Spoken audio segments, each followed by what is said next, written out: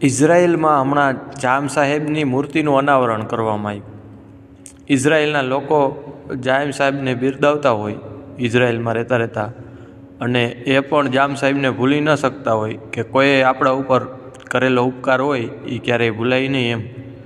પોલેન્ડના લોકો એના સાંસદ પણ જ્યારે સંસદમાં સાંસદ સભ્યનું જ્યારે પદ સ્વીકારતા હોય ત્યારે જામ સાહેબના સોગંદ લઈને સ્વીકારે, બોલો।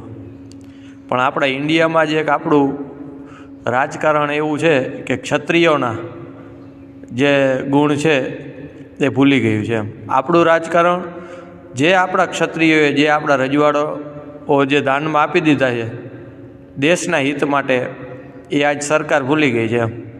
એનું કોઈ એક મ્યુઝિયમ પણ એવું સારું નથી બનાવતા કે એમાં લોકો આજ પણ બધાને યાદ કરે। જય માતાજી।